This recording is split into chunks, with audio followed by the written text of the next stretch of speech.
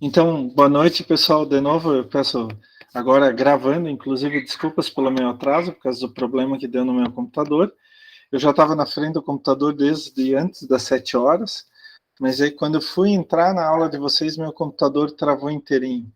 E de vez em quando acontece, não é muito comum, mas acontece. Então, na aula passada, a gente estava terminando de ver a norma 15575.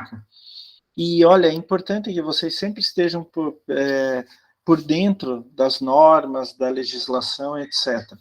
Uma coisa, um aviso muito importante, mas muito importante mesmo, de quem já tem alguma experiência de muitos anos trabalhando com legislação e com normas, tá? Elas podem mudar a qualquer instante. Então a gente tem que tomar cuidado, a gente sempre tem que ficar de olho se não tem uma nova atualização é meio estranho, se não tem uma atualização, né, porque a gente tem que fazer alguma adaptação. Eu nunca mais esqueço quando eu fui como examinador numa banca de mestrado lá na Federal, foi comecinho de 2005, já faz tempo, mas a menina estava trabalhando com uma norma de resíduos, a 10.004, 10.005, 10.006 e 2007, da ABNT, a Associação Brasileira de Normas Técnicas, a mesma que fez a 15575. Só que ela começou a fazer o trabalho prático dela no começo de 2004 e defendeu o mestrado em 2005. O que aconteceu? Em dezembro de 2004, mudou algumas coisas na norma, e mudou mais substancialmente, não mudou pouca coisa, mudou bastante coisa. E eu me lembro que eu recebi a dissertação para olhar, para examinar, no começo, lá de 2005 já, a norma já tinha mudado, e daí eu até fui perguntar para uma amiga minha, especialista em direito ambiental, o que ela achava, e daí eu tive que dizer para a menina na banca que, olha, como você terminou a dissertação depois que a norma já tinha sido atualizada, você tem que arrumar tudo conforme a nova atualização, ou conforme a atualização.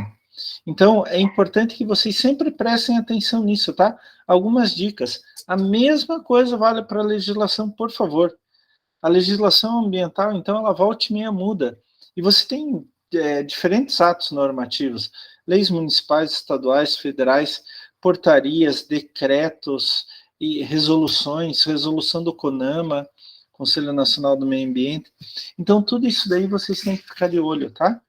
É claro que, por exemplo, o Conselho de Arquitetura e Urbanismo, ele é importante para isso, para informar os profissionais dessas atualizações. Sindicatos e outros, sindicatos patronais, sindicatos profissionais e outros meios vocês também podem usar para sempre estar por dentro disso. Tá? Então, é importante que vocês estejam sempre atualizados. Então, eu vou tentar compartilhar aqui. Vamos ver se... já está aqui. Ó. Deixa eu só consertar aqui. Melhorar. Vou tirar esse daqui de cima. Então, a gente começou a ver, a gente já viu quase toda a aula, né, na semana passada, da NBR 15575. Então, a gente viu o que é. Uma coisa importante que eu quero deixar de novo bem claro para vocês, não é só a 15575, mas vocês têm que ver, essa que eu apresentei para vocês é a parte 1, mas tem a parte 2, a parte 3, a parte 4, a parte 5 e a parte 6. Fora isso, tem uma série grande de normas que vocês também vão usar como normas acessórias, para ajudar em uma coisa, para ajudar em outra coisa, tá? Eu falei o que é, como ela está organizada, e importante assim, ela tem uma hierarquia. Em primeiro lugar, vem os requisitos, que são qualitativos, né? Faça isso, faça aquilo, diminua o consumo de energia, etc. Daí vem os critérios, que são quantitativos, e para saber se tudo está correto, vocês vão usar algum método de avaliação. Pode ser ensaio laboratorial, né? teste de laboratório, simulação e assim por diante. Daí ela se divide em 3 grandes áreas, né? Então a gente viu na aula passada a parte de segurança, que pega segurança estrutural contra o fogo no uso e operação.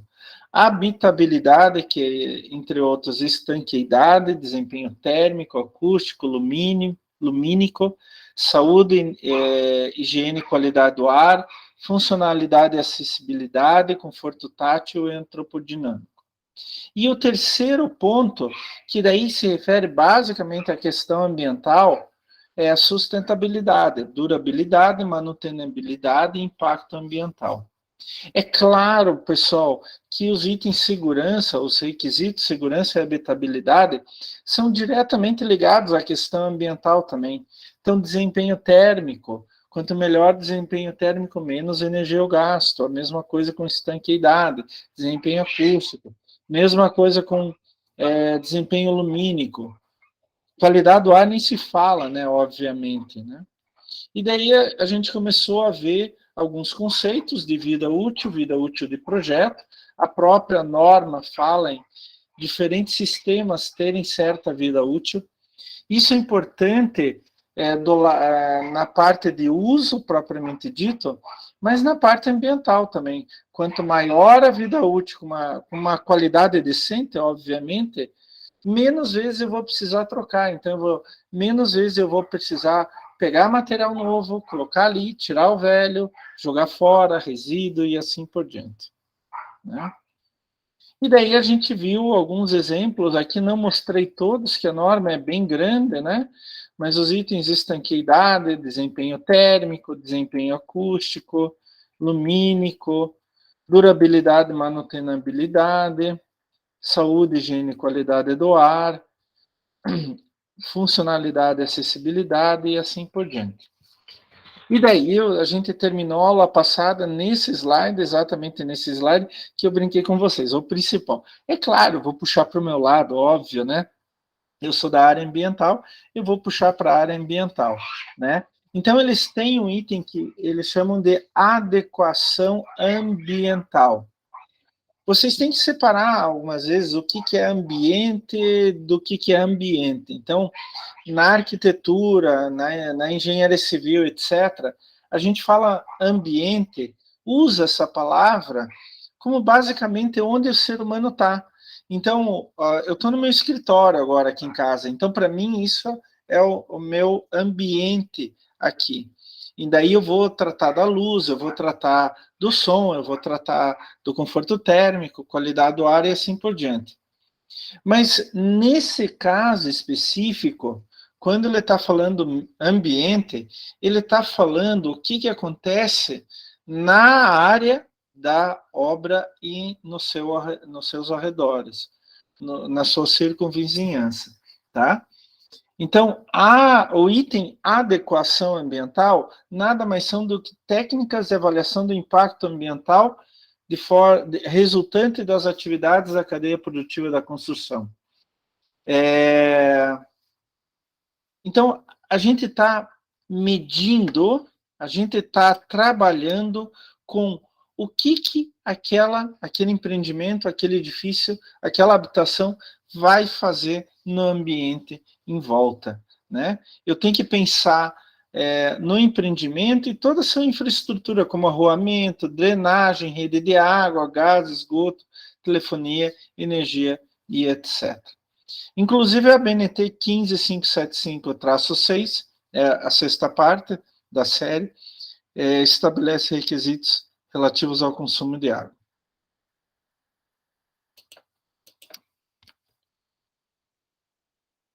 Vamos ver, então, olha aqui, ó, adequação ambiental. Deixa eu pegar minha caneta aqui. A adequação ambiental. Então, a gente está falando da parte ambiental propriamente dito. Só acertar a espessura da caneta. Então, olha aqui, é o item 18 da norma. A primeira coisa que a gente tem que prestar atenção é no projeto e implantação de empreendimentos, tá? Então, o que é isso? Aonde que eu vou fazer? Aonde que eu vou implementar aquilo? como é que é o terreno, como é que é a condição, como é o entorno e assim por diante. Porque dependendo de como que eu vou fazer, eu posso provocar uma série de problemas ambientais que não vão afetar só a minha construção, mas vão afetar tudo ao redor. Então, por exemplo, considerar riscos de desconfinamento do solo, quando eu tiro o solo dali, deslizamento de talude, enchente, erosão, assoreamento de vale ou curso de água. Vale é aquela parte mais baixa de uma região. E os cursos de água sempre estarão na parte mais baixa da região, tá? Por gravidade, eles caem no mesmo talude final e vão descendo juntos, né? A água de toda a região, né? Então, o assoreamento de vale, o curso de água, é quando o material, o solo em volta, ele vai descendo até chegar naquele rio ou naquele fundo de vale, e daí vai tampando, tampando, tampando. Pessoal, esse é um dos maiores problemas ambientais numa cidade, porque a gente não cuida dos cursos de água, ele vai assoreando, vai entrando cada vez mais material. E quanto maior o curso de água, maior o rio, por exemplo, 1 quilômetro, 5 quilômetros, 10 quilômetros, 20 quilômetros, mais material vai entrando. O que vai acontecendo? Esse material vai se assentando no fundo do curso de água e daí vai aumentando o espelho da água, quer dizer, a água vai ficando cada vez mais para cima. Até o momento que chove e o curso de água não consegue segurar toda aquela água, e daí provoca enchente. A água extravasa pelas margens e provoca enchente. Também a gente tem que tomar cuidado com o lançamento de esgoto a céu aberto, contaminação do solo ou da água por efluentes, por esgoto ou por outras substâncias, além de riscos similares. É claro que isso a gente já tem que pensar no projeto. Então, tem as normas 8044, 11682 que vocês têm que prestar atenção. Então, aqui é desde o início, tá certo? Desde o início, desde o estudo preliminar. Uma outra coisa extremamente importante que a norma fala é quais materiais vocês vão usar. Então, seleção e consumo de materiais. Vocês têm que considerar a exploração e consumo racionalizado de recursos naturais, privilegiando, dando preferência a materiais que causem o menor impacto ambiental possível. Gente, deixando bem claro que impacto zero não existe. Eu já comentei isso com vocês. A gente vai impactar de qualquer jeito, tá? Mas o que custa a gente procurar materiais que impactem menos? Então, a gente vai ver isso tanto na aula de materiais sustentáveis, quanto na aula de análise do ciclo de vida, tá? A gente tem que tomar cuidado com isso. Hoje, por acaso, eu vi uma notícia bem interessante, mas bem interessante, que tem a ver com isso, né? Vocês conhecem a fábrica de carros elétricos chamada Tesla, do Elon Musk, né? Hoje, a Tesla é uma realidade, é uma grande montadora. E ela é a empresa que mais vende carros elétricos no mundo, e em carros em geral, ela daqui a pouco vai rivalizar com as grandes montadoras. O que acontece? A Tesla fez uma mega fábrica perto de Berlim, na Alemanha. Não tão longe de Berlim. Uma mega fábrica gigantesca, uma das maiores fábricas do mundo atualmente. Mas é uma fábrica que consome muita, muita, muita, muita água. E agora, não sei se vocês estão vendo, né? A Europa está passando por uma seca gigantesca. A Europa não tem fartura de água, como, por exemplo, a gente tem aqui no Brasil. E pior, a Europa está passando por essa seca gigantesca, né? Então, há uma crítica muito grande que, apesar da Tesla produzir carro elétrico, que no seu uso provoca menos impacto ambiental, quando ela produz esses carros elétricos, ela usa uma quantidade imensa de água, ainda mais em uma região onde está faltando água, né? Então, você já tem que pensar desde do projeto inicial avisar a todos os projetistas de restrições e premissas ligadas ao consumo racional de recursos naturais. Tá? Isso é importante. Você já tem que pensar desde a ideia inicial.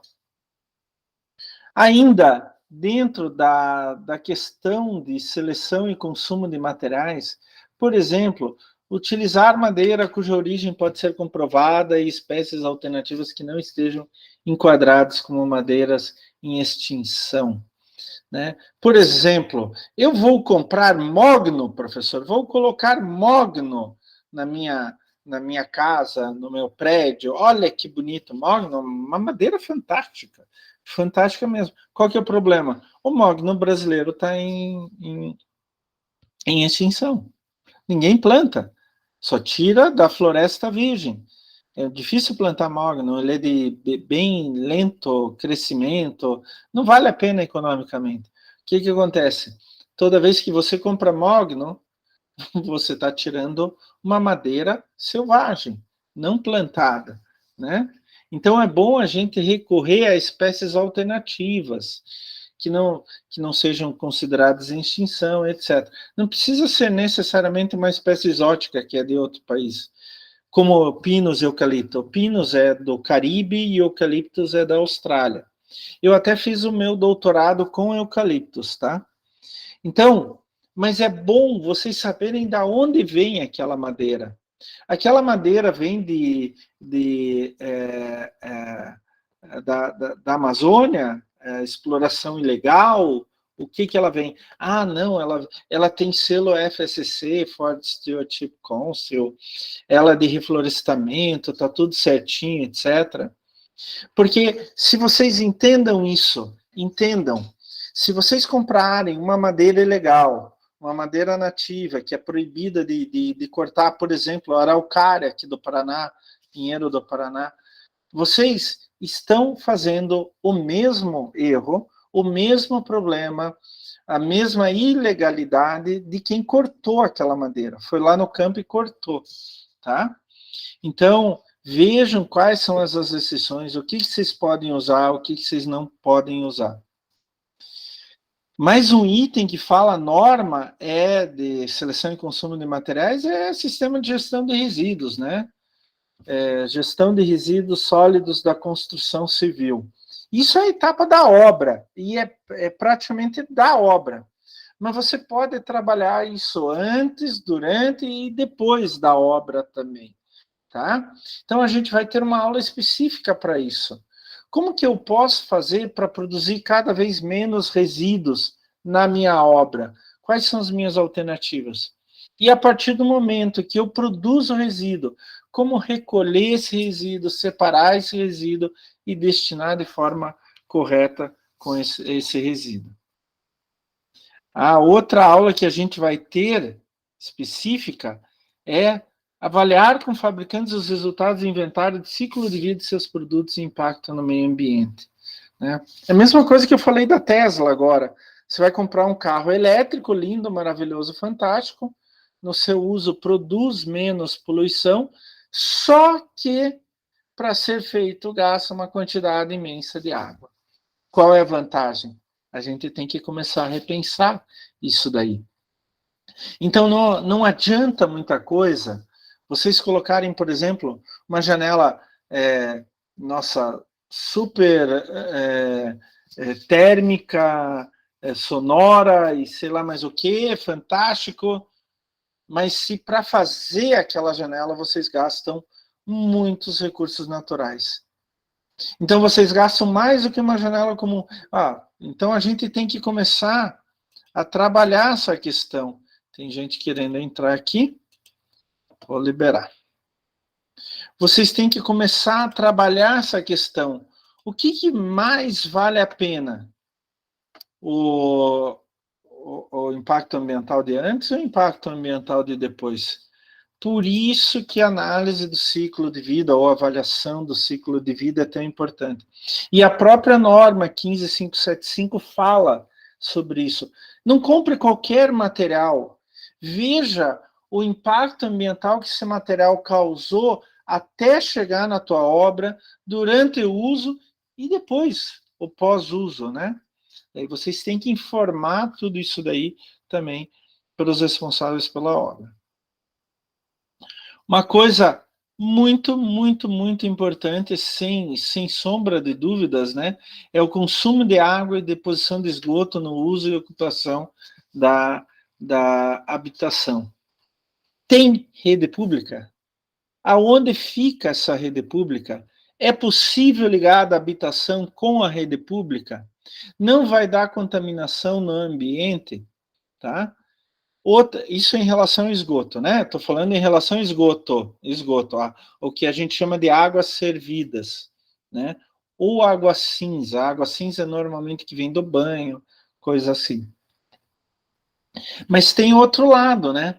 Gastar cada vez menos água. A gente também vai ter uma aula só sobre isso. Quais são as soluções que a gente pode ter no dia a dia para gastar cada vez menos água? Então, a gente já tem que pensar isso lá no anteprojeto, né? Projeto contemplando ligação para a rede pública, se for necessário, reuso de água. Então, dependendo da região, da cidade, onde que vocês forem construir habitação, pode ter legislação, por exemplo, exigindo que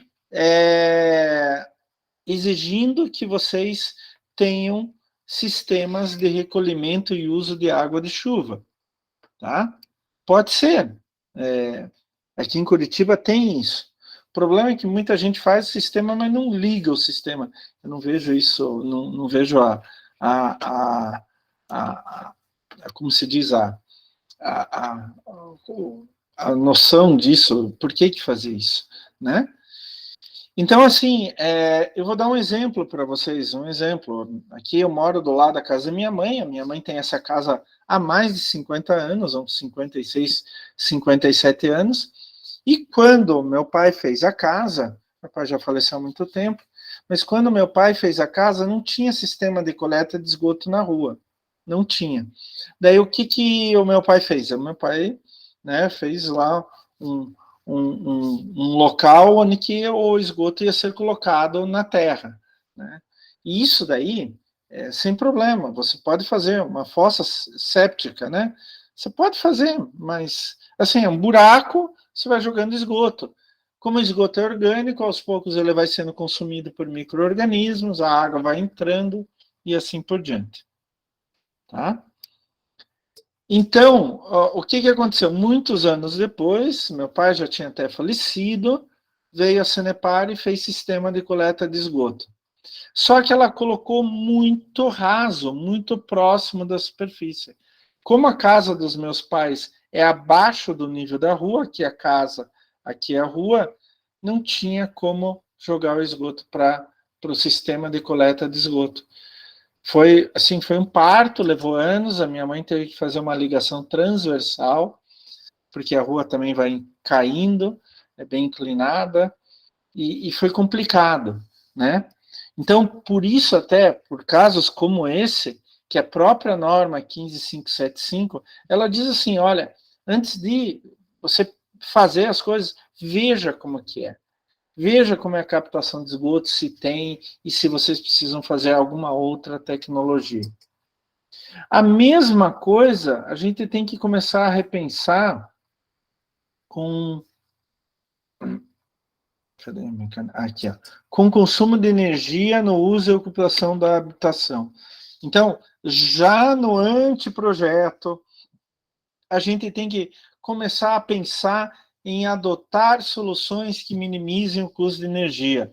Por exemplo, iluminação e ventilação natural, sistema de aquecimento baseado em energia alternativa, aparelhos que consumam menos energia, e mesmo durante a própria obra, tá?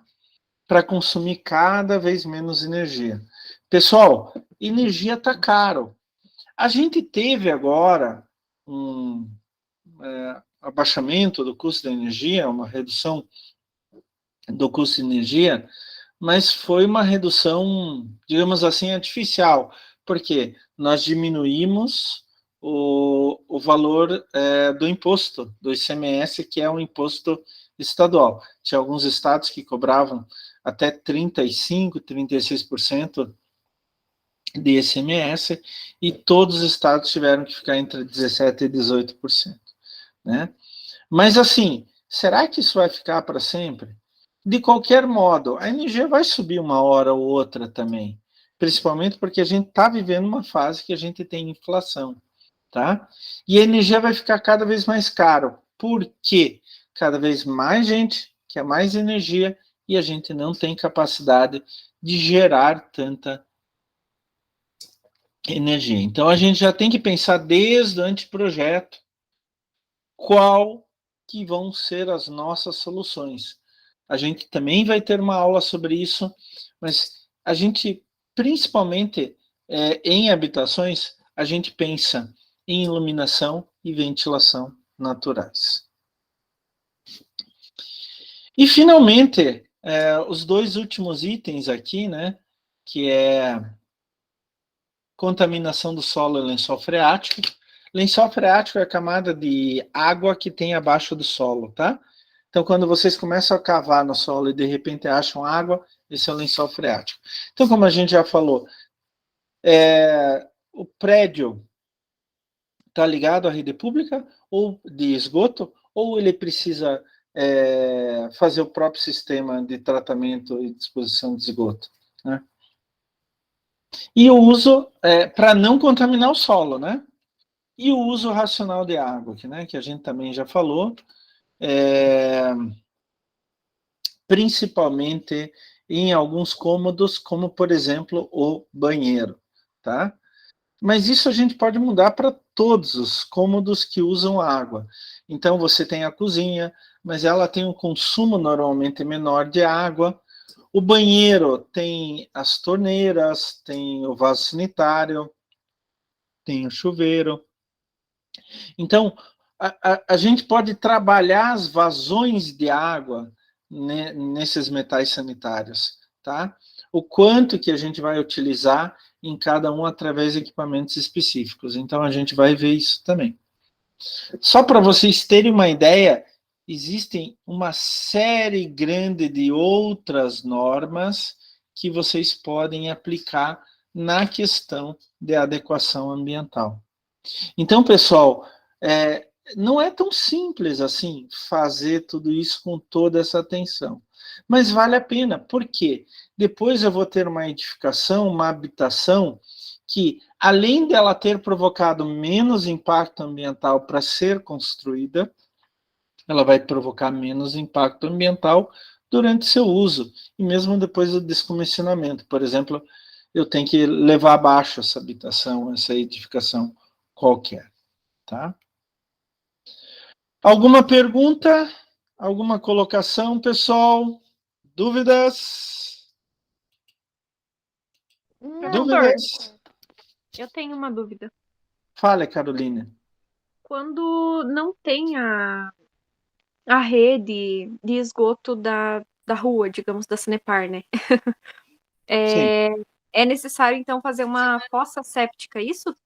sim, sempre. Você não pode jogar de maneira alguma esgoto, o que a gente chama, né, tecnicamente de efluente, né, que daí o efluente pode ser doméstico, se for de casas, né, de habitações residenciais, ou pode ser efluente industrial, se for de uma indústria, obviamente. Mas é Então, só você, essas duas opções, digamos. Não tem uma outra alternativa, um outro tipo de, sei lá. não, você pode fazer tratamento na própria edificação. Então, mas é que em residências, em edificações residenciais, não vale a pena, por uma série de motivos que eu vou explicar, mas é assim, em indústrias é muito, muito, muito comum você encontrar indústrias com uma estação de tratamento de esgoto própria, entendeu? Então, por que acontece isso? Porque quem coleta esgoto são empresas de saneamento e abastecimento. Aqui no Paraná, em grande parte dos municípios, é a Sanepar. Se eu não me engano, Campo Largo tem a própria empresa de saneamento, etc. Então, a Sanepar, ela coloca algumas regras básicas. Isso significa o quê? Que o esgoto só pode ter tais parâmetros, Se ele tiver acima daquilo, quem produziu o esgoto tem que tratar o seu próprio esgoto. E esses parâmetros, eles são dados a partir de habitações residenciais, onde praticamente a gente não usa produtos tóxicos. Então, o esgoto, na verdade, ele é basicamente matéria orgânica. Por que isso? Porque quando a Sanepar recebe esse esgoto para tratar um esgoto que praticamente só tem matéria orgânica é um jeito.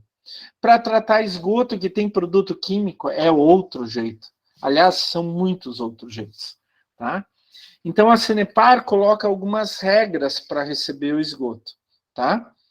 Daí você pode ter a situação onde que o teu esgoto é pior do que o que a Sanepar aceita, então ela não vai aceitar, ou não ter recolhimento de esgoto na tua rua, na tua região, etc. A solução mais simples é fazer fossa séptica. É mais simples. Tem outras soluções como biodigestor, mas aí é mais para a área rural, tá? Ou você fazer uma mini estação de tratamento de esgoto. Tem alguns prédios, esses prédios gigantes que eles estão fazendo, por exemplo, lá nos Emirados Árabes e tal, como é o nome do maior prédio do mundo? Al-Sharaf, Al-Bujarra, sei lá o quê, ou alguma coisa. Ele tem a própria estação de tratamento de esgoto.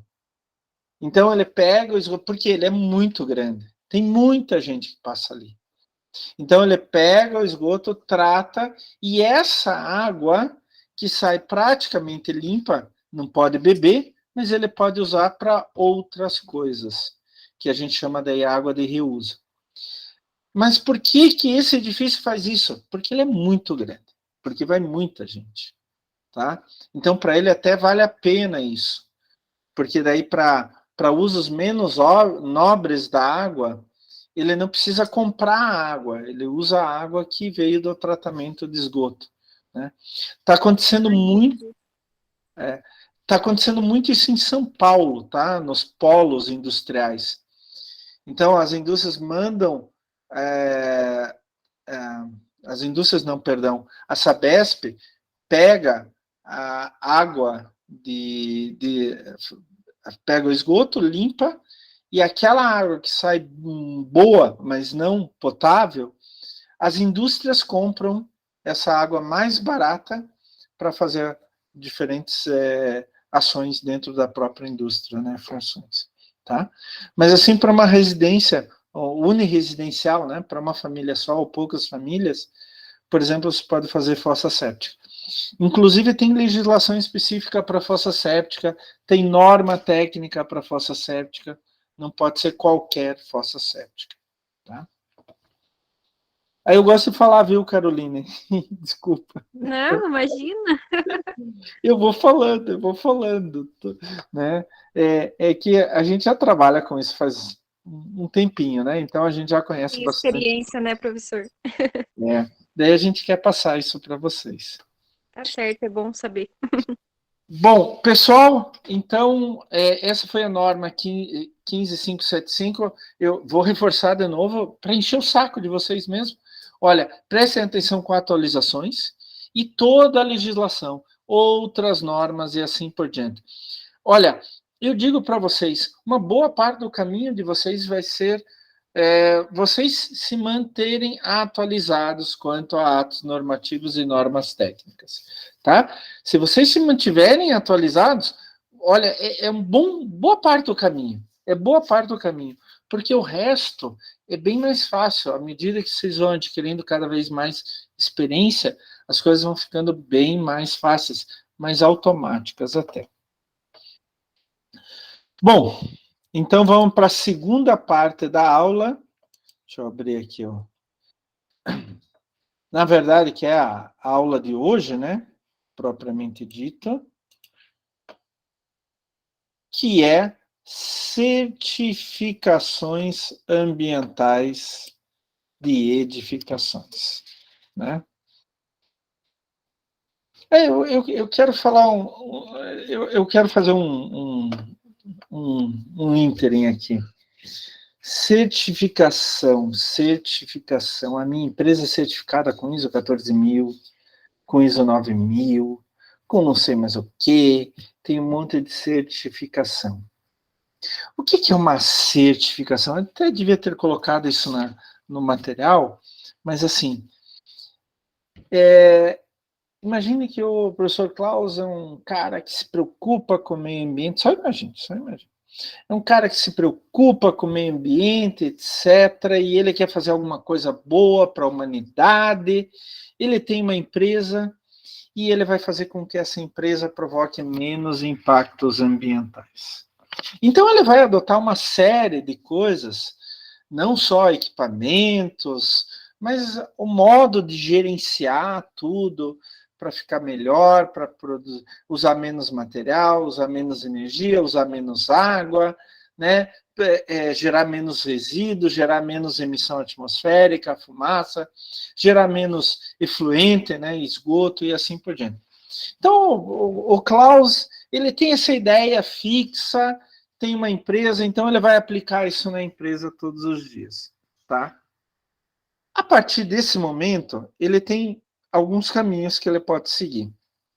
Bom, se o Klaus só se importava com o meio ambiente, então ele vai deixar quieto. Olha, eu estou fazendo um monte de coisa, mas ninguém precisa saber, ninguém precisa alardear, isso é problema meu particular.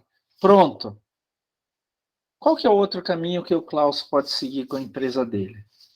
É mostrar para o mundo inteiro que ele toma cuidado com o meio ambiente. Ele toma cuidado com o meio ambiente, mas ninguém sabe. Ninguém sabe por quê. Ele nunca falou, ele nunca mostrou, ele nunca fez marketing, propaganda, etc., que a empresa dele é uma empresa ambientalmente preocupada. Ele nunca fez.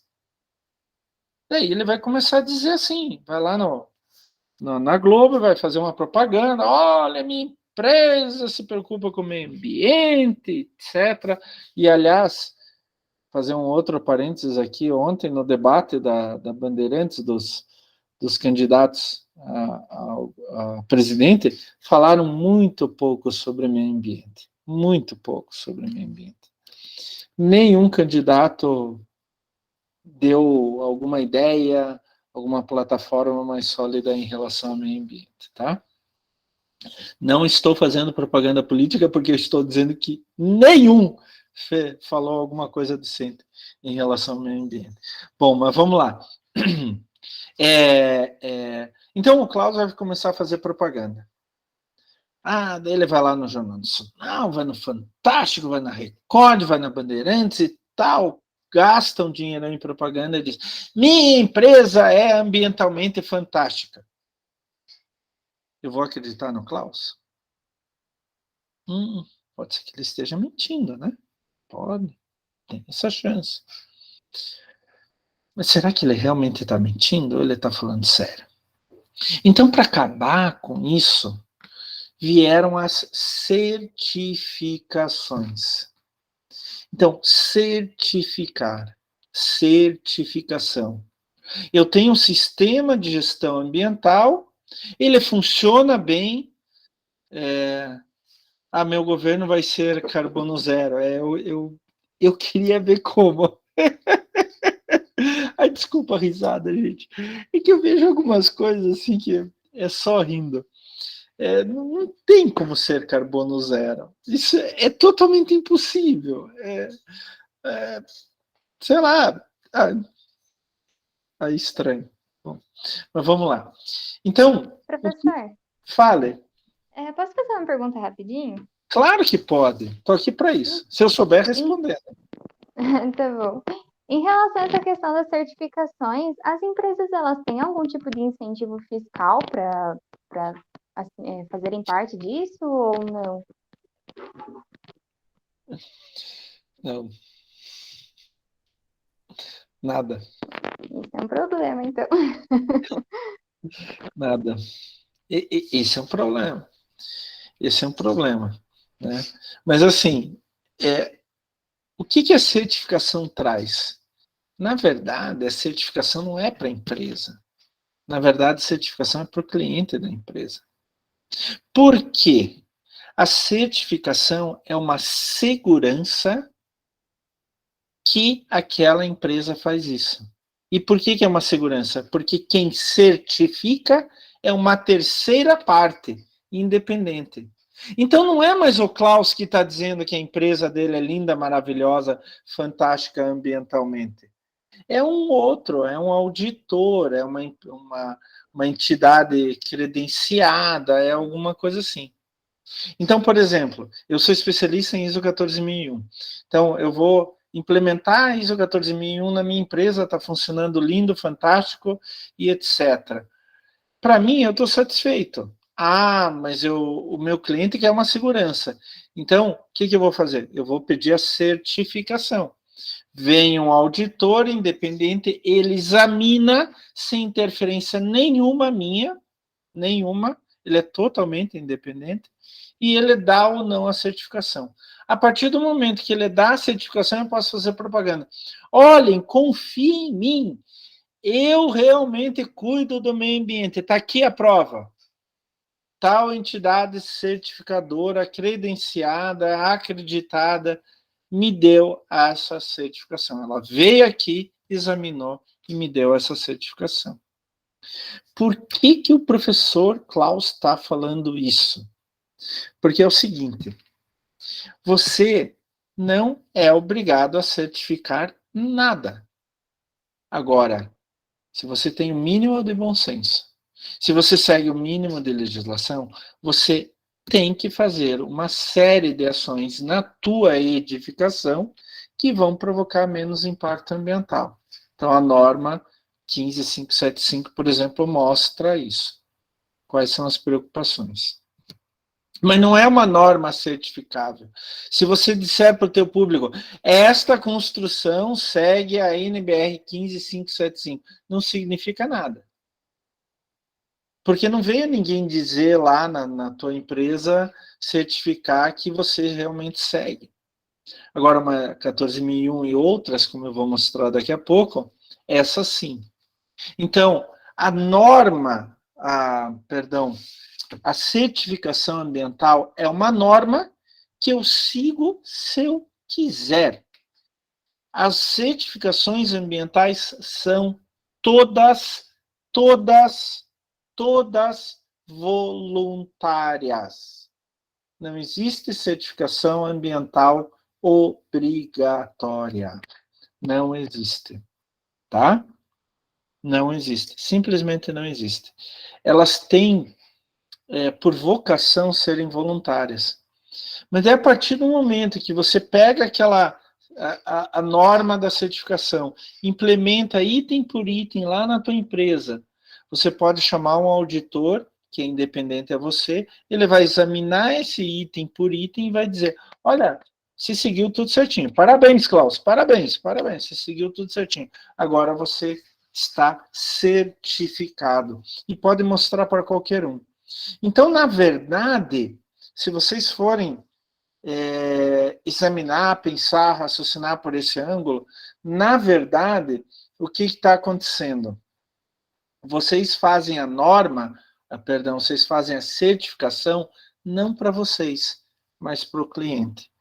Na verdade, é uma segurança para o cliente que aquilo está funcionando daquele jeito.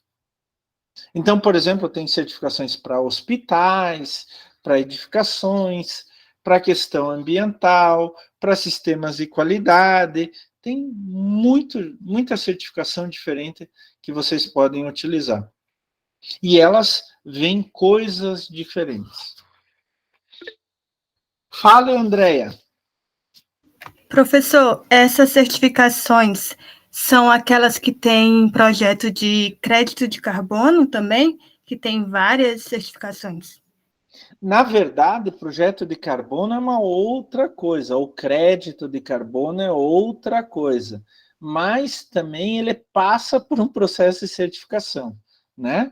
Então, eu até dei uma entrevista semana passada, foi sexta-feira passada, exatamente sobre isso, gestão estratégica de carbono, né? porque eu leciono também a questão de carbono. O que é? Quanto mais poluição, gases do efeito estufa a gente emitir, maior é o aquecimento global. Então, a gente começou a colocar no mundo inteiro restrições, temos que diminuir a emissão de gases de efeito estufa. Entre eles, o dióxido de carbono, CO2, monóxido de carbono, CO, metano, CH4, óxidos de nitrogênio, óxidos de enxofre, e, na verdade, são mais de 30 gases diferentes. Na verdade, são uns 200, 300 gases, mas são em torno de 30 que são os principais. Então, o que acontece? Tem uma empresa que consegue diminuir, e ela diminui 10 toneladas de emissão. Outra empresa tem que diminuir e não consegue. Ela fica com aquela emissão maior. Só o que ela pode fazer? Ela pode pensar o seguinte, ela pode fazer a seguinte ação. Olha, eu não consegui diminuir por uma série de questões. Então, eu posso comprar créditos de quem diminuiu mais do que deveria? Se a segunda empresa diminuiu 10 toneladas, mas ela só precisava diminuir 5, ela tem 5 toneladas sobrando, ela pode vender essas 5 toneladas para outra? Ela pode. Porque qual é o princípio? O princípio é que a emissão global de gases do efeito estufa diminua. Não interessa se um diminuiu mais, outro menos. Interessa que a emissão global diminua. Então, daí, quem diminuiu mais do que o necessário, ele pode adquirir créditos de carbono e vender no mercado oficial ou mercado paralelo. Na verdade, não é mercado paralelo, é mercado alternativo. Só que para vender esses créditos de carbono não é assim. Olha, gente, para mim sobrou 5 toneladas, alguém quer? Não. Você tem que provar que esses créditos de carbono são válidos. Então, é complicado, pode levar até 18 meses para validar, para certificar esses créditos de carbono, tá? Mas a partir daí você pode vender sem problema nenhum. É um tipo de certificação? Mas ela é bem, bem diferente do que a gente vê aqui nas edificações ou da própria ISO 14001, tá? Não sei se você entendeu, Andréia.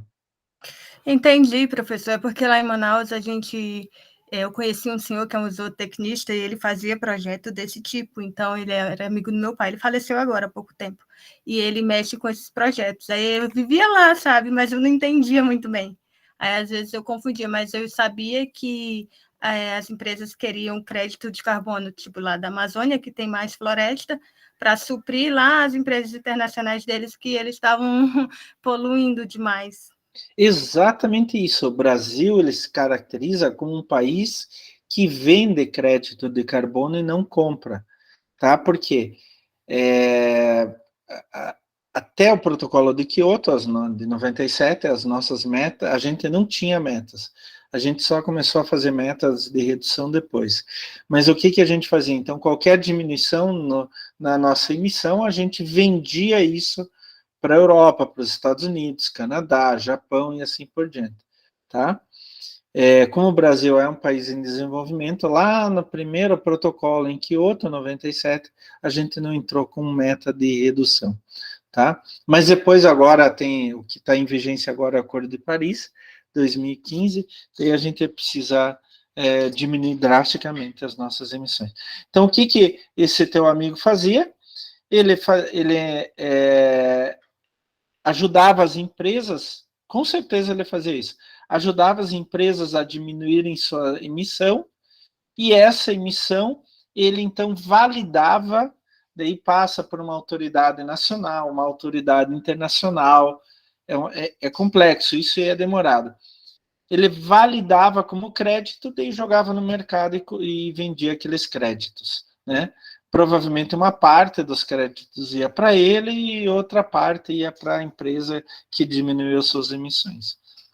Mas é bem interessante isso, e até bom que você falou isso, porque uma outra coisa que a gente pode ver também na nossa empresa é a chamada pegada de carbono. quanto, na nossa empresa, na nossa edificação, quanto que foi emitido de carbono durante a obra, o uso e possivelmente no descomissionamento daquela obra, né, ao longo do tempo, né, depois de muitos anos.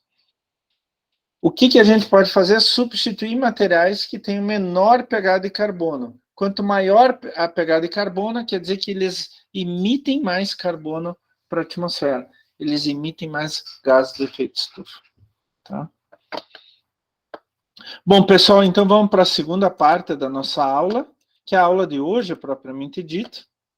Eu sempre falo assim, eu não importa que a nossa aula esteja um pouquinho atrasada, tá? A matéria esteja atrasada, o importante é que vocês peguem aquele assunto cada vez melhor, cada vez mais fácil.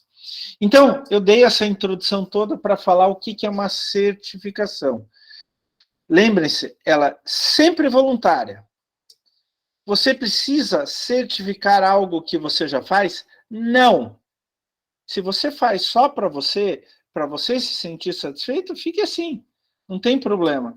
Agora, se você quer provar para a sociedade que você é bonzinho, conhece aquele ditado? A mulher de César não basta ser honesta, ela tem que parecer honesta.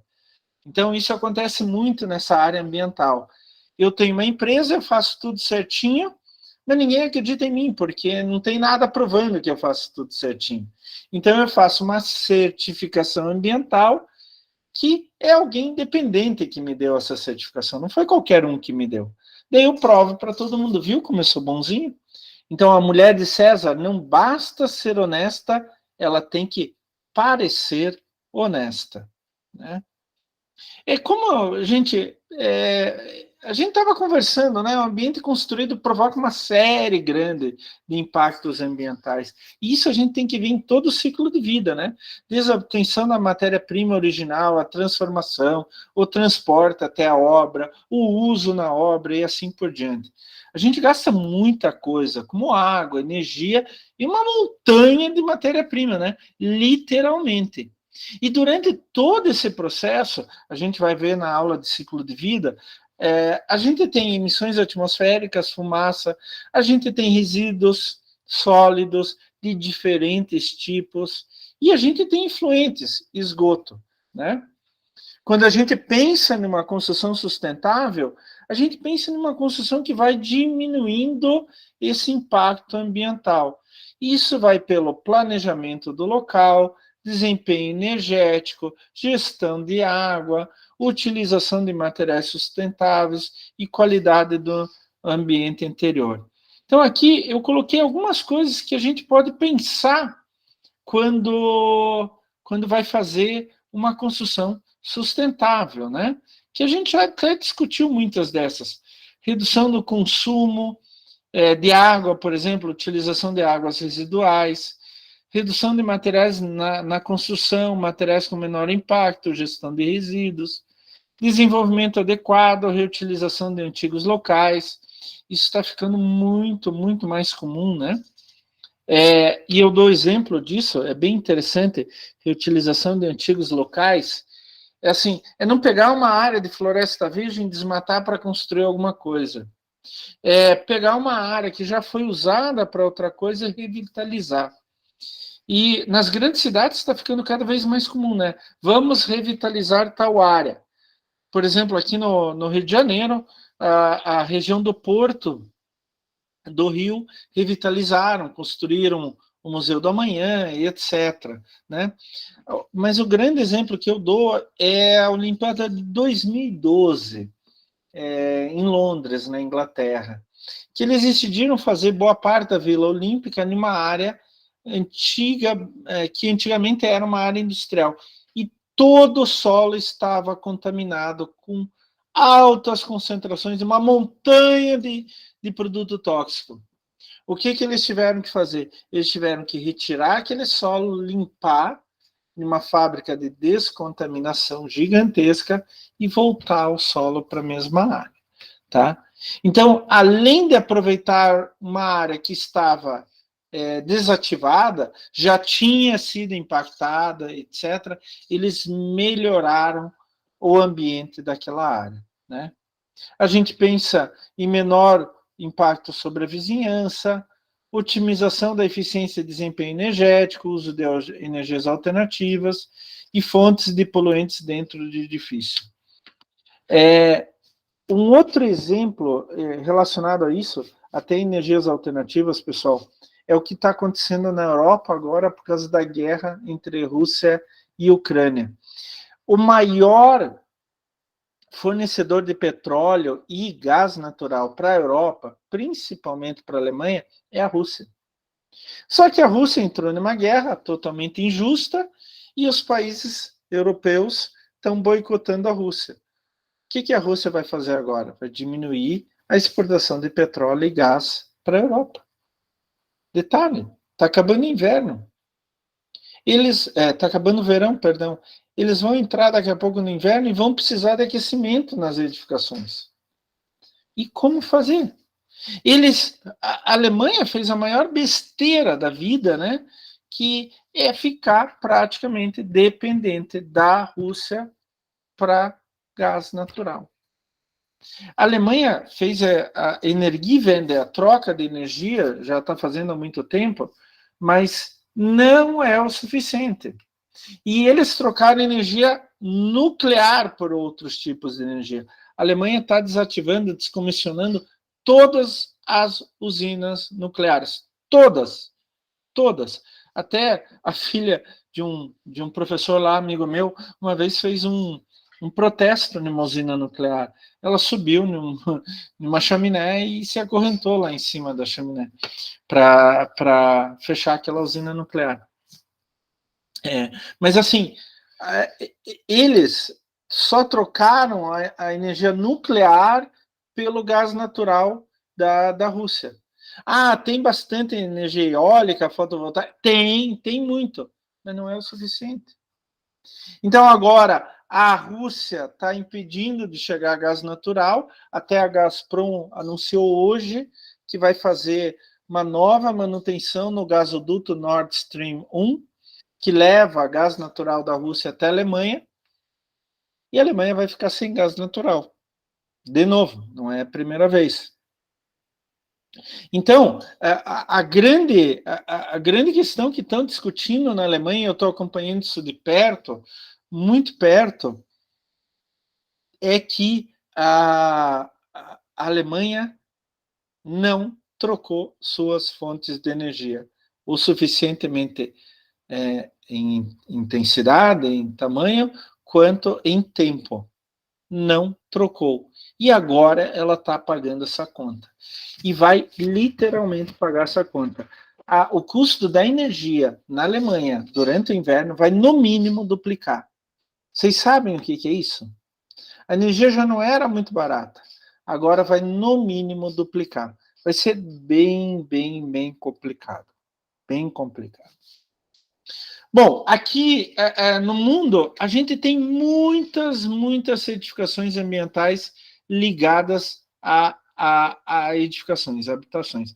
Aqui no Brasil, as duas principais são a Aqua e LEED, o LEED Brasil, né? Só que o LEED é uma internacional, tem em vários lugares do mundo, tá? Ela é americana de origem, mas tem em vários lugares. Nos Estados Unidos tem o Green Globes, na China o GB Evaluation Standard, na Finlândia ProMais, na França HQE, que aliás é a base do Aqua, tá? A Aqua é uma certificação ambiental de edificações aqui do Brasil, mas ela tem base no HQE. Haute Quality Environment, alguma coisa assim. Gente, eu não falo francês, tá? Deixando bem claro. Na Alemanha tem o DGNB, na Holanda tem o BREEAM, em Singapura tem o Green Mark, na Espanha tem o Verde e assim por diante, tá? O que eu falo para vocês, o que eu posso falar para vocês, que a certificação ambiental ligada a edificações mais importante do mundo atualmente é o LEED, ou LED. Eu falo LEED. Leadership in Energy Environmental Design. Ou é liderança em energia e design ambiental. É uma certificação já meio antiga, ela foi criada em 1994 nos Estados Unidos pelo United States Green Building Council, ou GBC, tá? E, hoje em dia, esse número até que eu coloquei aqui para vocês está desatualizado, tá? A gente está com muito mais do que 14 mil projetos em muito mais do que 30 países diferentes. Aqui em Curitiba tem pelo menos uns 2 ou 3 projetos LEED. Um deles fica ali na linha verde, perto do Colégio Medianeira, tá? Quais são as vantagens do LEED? É um processo aberto e transparente, com critérios técnicos de avaliação. E eu já vou mostrar esses critérios. A partir do momento que você atende esse critério, você ganha uma pontuação relativa àquele critério. Não atendeu, você não ganha pontuação. E para ser certificado, você precisa ter no mínimo X de pontuação. Então, isso é um processo bem claro. Não é assim que o auditor chega na edificação lá, eu fui com a tua cara, vou te dar a certificação. Não, não é assim. Ou o dono da edificação dá um dinheirinho, né, extra, assim, né, por debaixo dos panos e tal. Não, não funciona assim. Não funciona nada nem parecido com isso, tá? Aliás, o auditor, ele tem que ser muito honesto. Em qualquer certificação, é o que a gente chama de certificação de terceira parte, onde o auditor não tem nada a ver com o auditado. São duas situações bem diferentes. O auditado vai pagar o auditor pelo serviço, mas não quer dizer que o auditor tem que fazer aquilo que o auditado quer que faça. Né? O auditado é quem sofre a auditoria e o auditor é quem faz a auditoria. Então, assim, o auditor vai lá na edificação e vai começar a enumerar as coisas. Você segue isso, segue aquilo.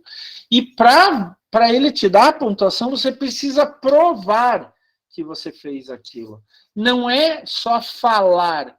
Você precisa provar, precisa ter documentos que aquilo está ocorrendo daquela forma. Tá? Então, como o processo é aberto, transparente, tem critérios técnicos de avaliação corretos, isso significa o quê? Que aquela edificação, aquela habitação que recebeu a certificação, ela realmente é assim, tá? Inclusive, um dos itens é se você usou um consultor acreditado pela LEED, LEED Accredited Professional. São profissionais especializados nessa área que são, digamos assim, que recebem uma permissão da LEED para trabalhar como consultores para edificações, habitações que queiram essa certificação. Tá?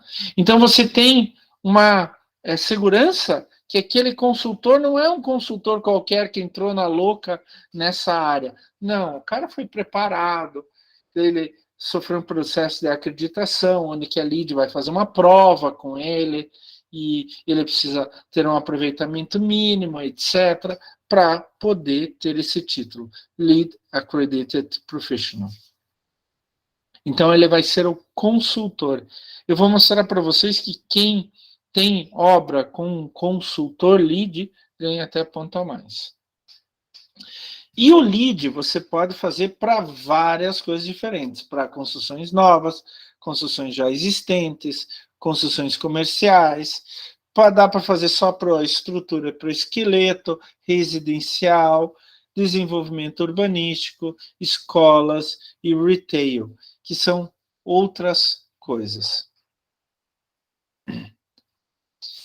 E como eu falei para vocês, o LEED, ele dá uma pontuação. Então, ele pega 6 áreas diferentes para dar essa pontuação, tá?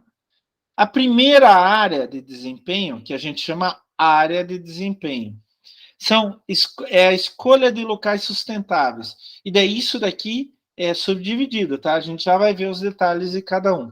Mas aqui você pode ganhar até 14 pontos. Até 14 pontos, não mais do que isso. A segunda área de desempenho é eficiência na gestão de águas, até 5 pontos. Também tem uma série de subitens. A terceira, energia atmosférica, até 17 pontos. Depois, materiais e recursos, até 13 pontos. Depois, qualidade do ambiente interior, até 15 pontos. Inovação nos sistemas, ou inovação nos processos de planejamento, até 5 pontos. O total é 69 pontos. Professor, tem algum significado ser 69 pontos? Não, não tem significado nenhum. Eles só foram dando pontuação e pronto. E o máximo que pode atingir é 69 pontos. E ponto final, tá? Então, o auditor, ele vai lá, primeiro vamos ver, examinar o item escolha de locais sustentáveis. Aí ele pega cada um dos subitens e vai dando uma pontuação. Esse tem 1, esse tem 2 pontos, esse tem 1, esse tem 3, e vai somando. O máximo que pode dar é 14. E assim ele faz para cada um das áreas de desempenho para o LEED. Conforme a pontuação, você ganha um nível diferente de certificação. Então, se você atinge, olha, o total são 69, né? Que é o máximo. Se você atinge entre 26 e 32, você ganha o certificado, que é o mais simples.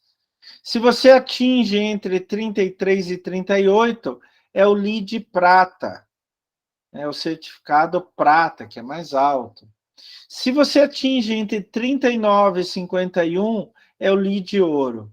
E o mais alto de todos é entre 52 e 69, que é o LEED platina.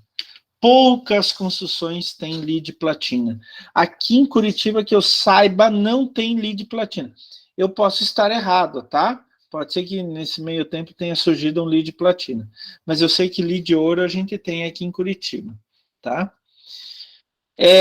Então, abaixo de 26, professor, abaixo de 26, meu amigo, abaixo de 26, você está muito ruim, viu? Eu acho que você tem que melhorar em algumas coisinhas aí, tá? Como que eles deram esses intervalos de pontuação? Não é na louca, tá? Eles fizeram cálculos, simulações. Quanto que eu precisaria ter para justificar alguma coisa? Então, 26 pontos é o mínimo, tá? Ah, mas o ideal é que eu tenha tais condições. O ideal é entre 52 e 69 pontos. Então, é platina. E assim por diante. Então, esses intervalos não são colocados assim de qualquer jeito. Eles foram muito bem estudados para saber qual que é a situação mínima que eu posso ter respeitando o meio ambiente, que é 26 pontos, até a situação máxima, que é 69 pontos.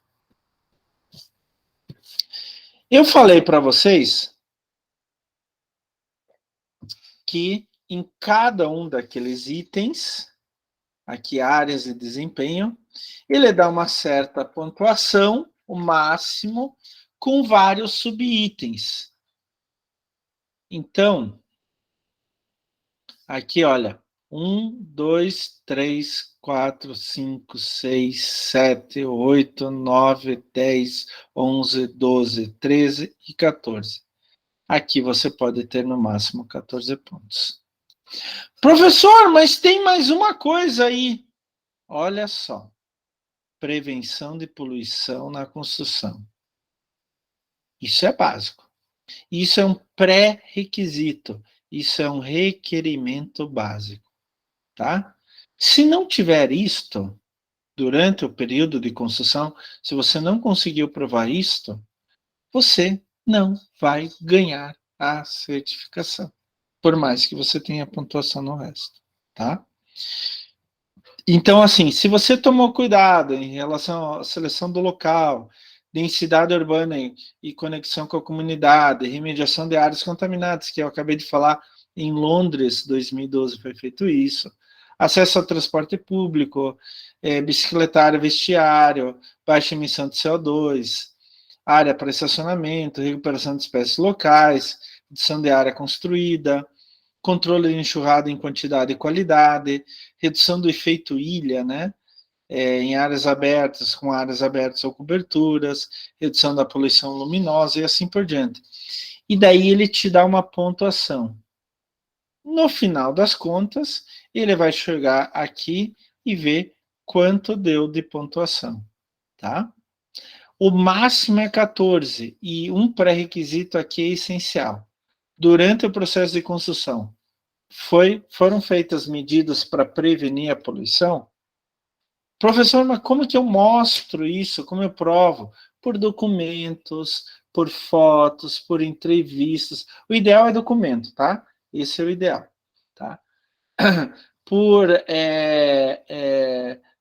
como se diz, atestado dos órgãos ambientais oficiais e assim por diante.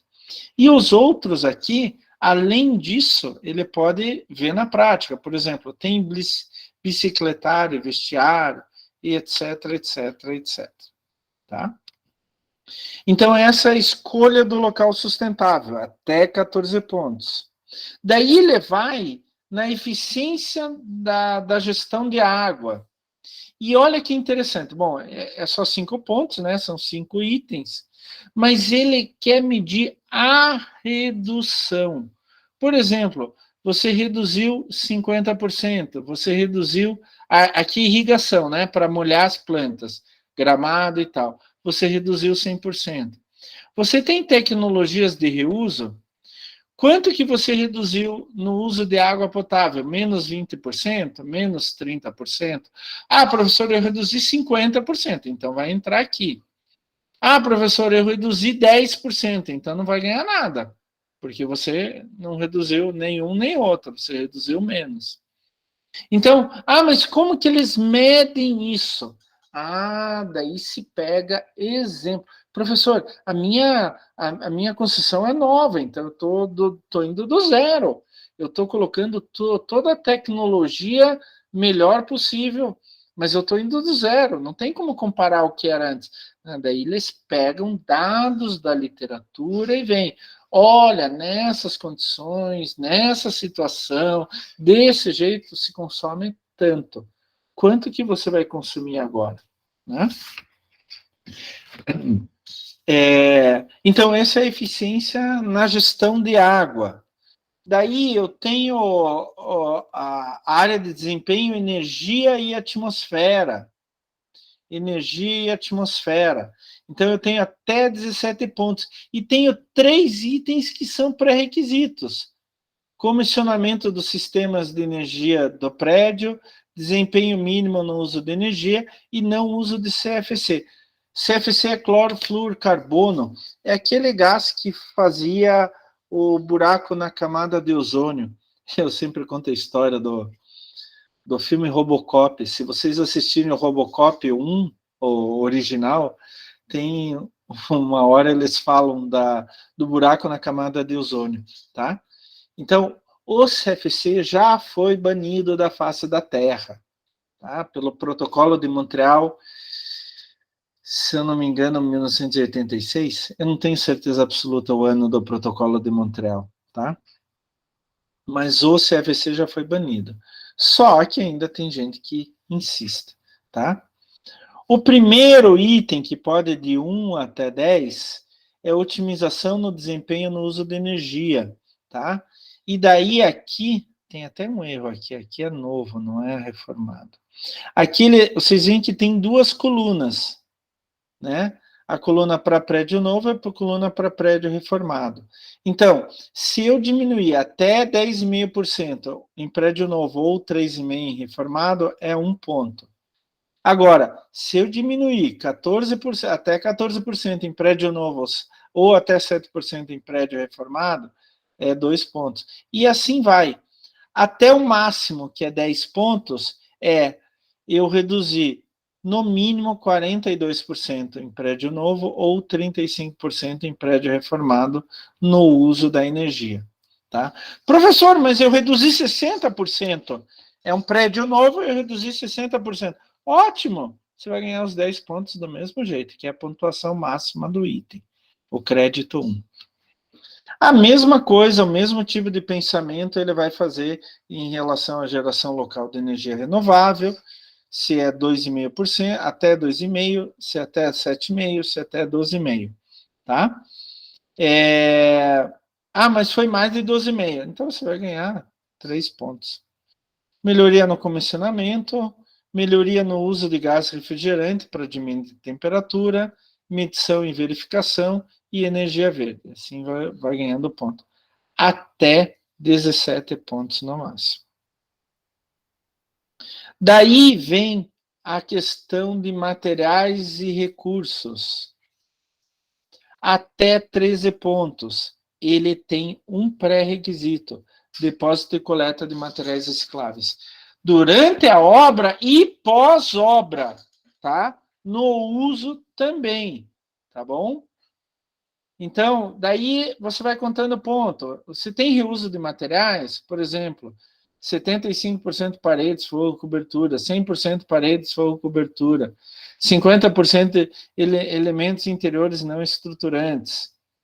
Você teve gestão dos resíduos durante a construção, no mínimo 50% foi reutilizado, 70% foi reutilizado, para reuso, né? Dos resíduos. Mas tem reuso dos materiais também. Professor, mas eu não entendi aqui. Se, por exemplo, eu uso 10% dos materiais, então eu vou ganhar um ponto só, eu não vou atingir o máximo. Não, nesse caso, você satisfez o anterior também.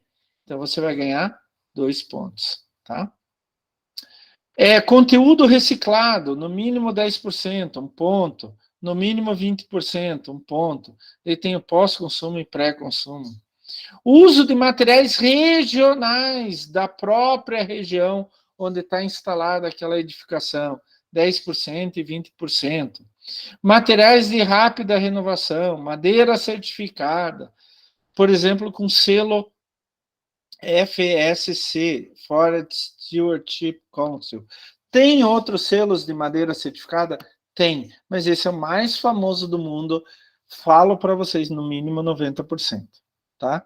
Da madeira certificada no mundo é com FSC. Daí vem a qualidade do ambiente interno. Atenção, gente, isso tudo é no período da construção e no uso. Eu tenho que ter no mínimo 2 pré-requisitos: desempenho mínimo na qualidade do ar interno, isso normalmente é dado por legislação, tá? E controle do fumo. Ai, graças a Deus. Né? Não fumo, não gosto de cigarro, nem longe de mim não gosto. Mas se você faz monitoramento, monitoração do ar externo, aumento da ventilação, se você tem plano de qualidade do ar durante a construção, antes da ocupação, se você usa materiais de baixa emissão de poluentes no ar, isso é emissão de poluentes no ar, como adesivos e selantes, tintas, carpetes, madeiras, compostos e agrofibras, que tem menor emissão, você vai ganhando pontos. Se você tem controle de poluentes e produtos químicos, de iluminação, conforto térmico, se você tem projeto de conforto térmico, verificação de conforto térmico, se você dá prioridade para a luz do dia e paisagem, 75% ou 90%, você vai acumulando cada vez mais pontos, atingindo até 15 pontos no total.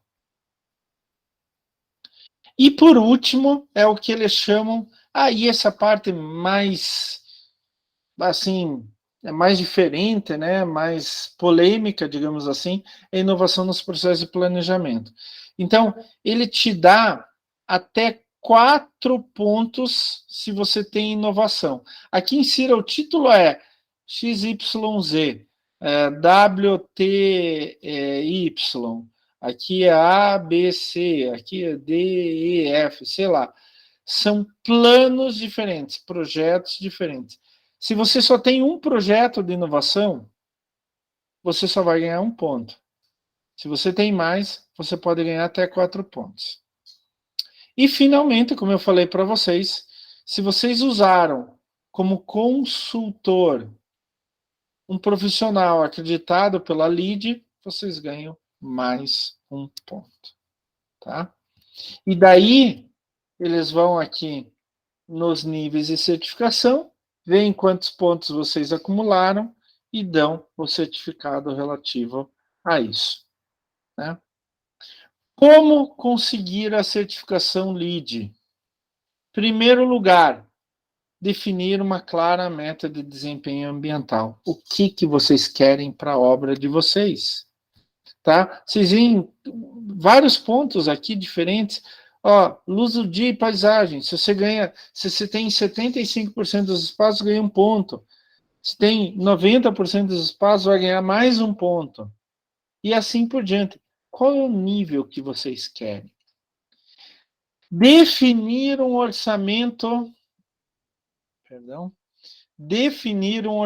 adequado e claro. Por quê? Vai custar dinheiro.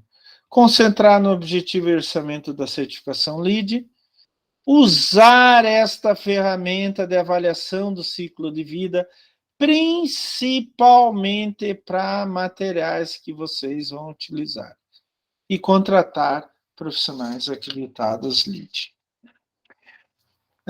Se você seguir tudo isso, é uma enorme chance de você obter essa certificação LEED. Deixa eu ver aqui. Aqui tem alguns exemplos. Olha só. Esse daqui é um hotel em São Francisco, na Califórnia. Ele só conseguiu pontuação 26. Por quê? Em escolha de local sustentável, ele só conseguiu 5 de 14 pontos. Eficiência de água, 2 de 5. Energia e atmosfera, 1 de 17. Materiais e recursos, 7 de 13. Qualidade do ambiente interior, 7 de 15. E inovação, 4 de 5. Né? Algumas coisas, assim, que eles fizeram. 22% dos materiais de construção com origem local, regional, né? 77% dos resíduos de construção reciclados. Proibição de fumo em 100% dos lugares. Fácil acesso ao transporte público. Bicicleta aos visitantes. E 80% dos espaços interiores tem iluminação natural. Agora, esse exemplo aqui é uma construção em um parque nacional. Perdão, não. Esse daqui é a sede dos parques nacionais. É o escritório da entidade governamental que controla os parques nacionais. Tem sede nos Estados Unidos. Ela já conseguiu pontuação 34, então prata. 12 de 14 em local, 2 de 5 em água, 3 de 17 em energia e atmosfera, 6 de 13 em materiais e recursos, 7 de 15 em qualidade do ambiente interior e 4 de 5 em inovação. Então, eles conseguiram 15% de redução no consumo energético, 35% de redução no consumo de água.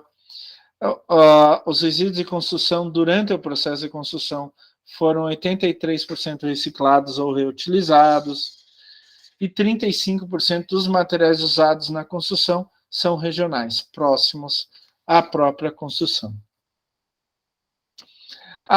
Essa daqui é um escritório da Toyota, em Torrance, na Califórnia.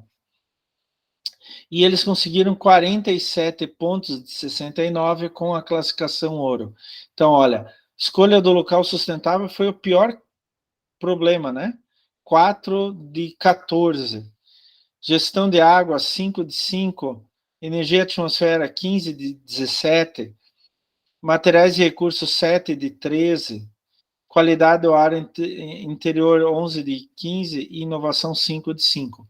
Se eles tivessem caprichado um pouquinho mais, escolhido um local melhor, eles provavelmente iam ganhar uma nota maior, podiam para uma certificação mais alta.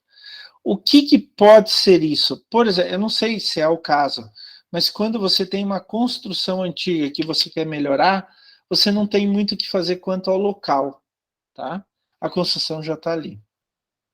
Então, 58,6% de eficiência energética, 94% de água potável por reciclagem, 95% dos resíduos durante o processo de construção foram reutilizados ou reciclados. E, finalmente, uma classificação platina.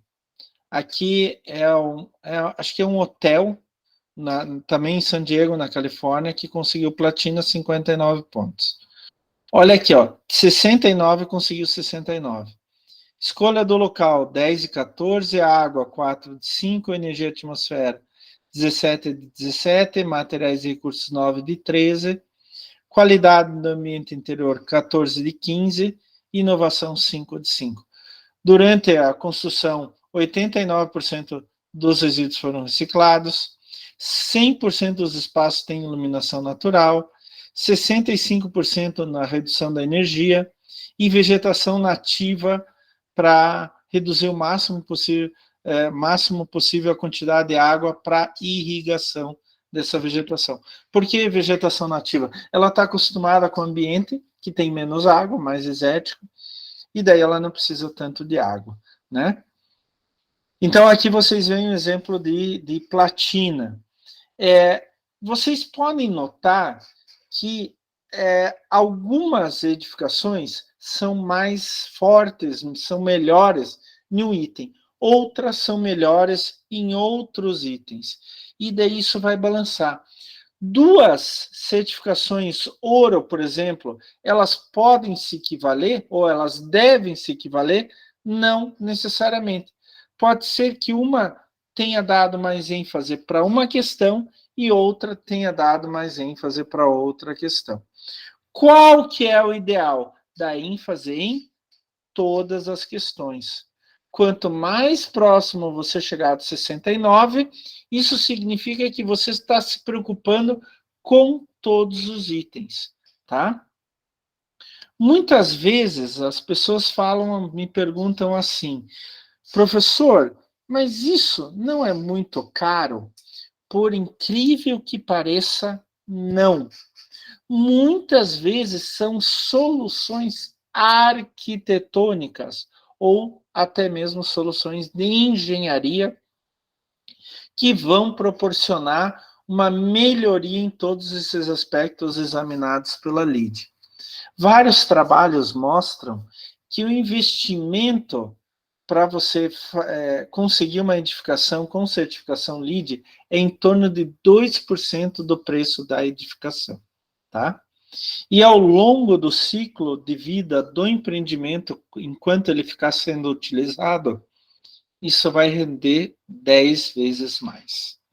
Então, em qual sentido? De economia. Eu vou economizar luz, eu vou economizar água, eu vou produzir menos resíduo. Tudo isso são custos. Até a saúde das pessoas pode entrar aí, se vocês quiserem, né? Então, provavelmente, se eu gastei R$1 milhão a mais por causa da certificação LEED, provavelmente vou economizar durante o ciclo de vida daquela edificação R$10 milhões, tá? E assim por diante. Pessoal, já está chegando o nosso horário e eu não quero quebrar o Aqua no meio, tá? Vocês vão ver que eu não gosto de quebrar assuntos no meio. Então, a gente chegou ao assunto LEED, na próxima aula a gente começa com Aqua. Alguma pergunta até agora? Alguma dúvida, pessoal? Alguma dúvida? Não, professor, tá tranquilo. Vocês são muito bons, gente. Ou eu sou um excelente professor, um dos dois. Ou os dois, né, de preferência. Eu fico contente, viu, gente, que vocês estão entendendo, que vocês não têm nenhuma dúvida, tá? Eu quero só reforçar um último reforço aqui. Lucas, quer falar alguma coisa?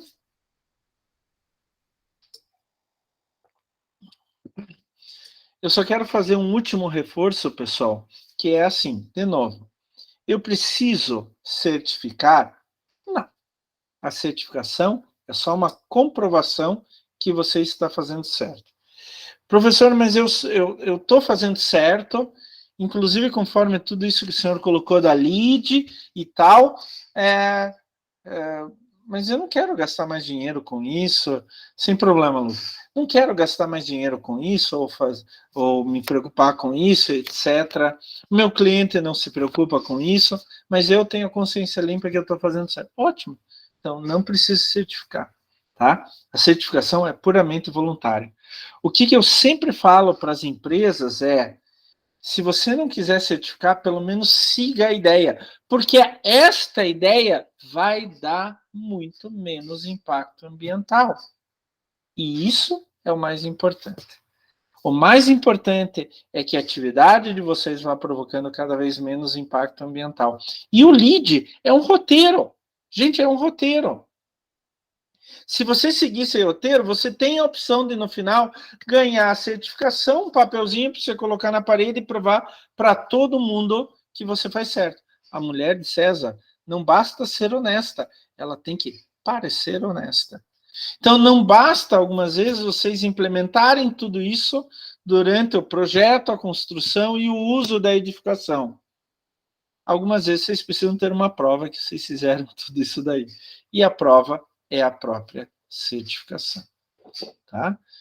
Então, o LEED ele é o mais usado no mundo, disparado a certificação ambiental de edificações mais utilizada no mundo e reconhecida. Aqui no Brasil, sem dúvida nenhuma, depois vem o Aqua, que a gente vai ver na semana que vem. Tá certo, pessoal? Certinho, professor. Agradeço, então, a presença de todos, gente, que bom vê-los aqui, mais uma semana. De novo, eu peço desculpas pelo meu pequeno atraso de 5 minutos, mas eu não me perdoo por esse atraso. Mas desejo uma semana magnífica, maravilhosa para vocês. E semana que vem a gente conversa mais um pouquinho, tá bom? Tchau, tchau, pessoal. Obrigada, professor. Tchau, Boa noite. professor. Boa noite. Tchau, boa noite. Boa noite. Tchau, tchau. Boa noite. Boa noite.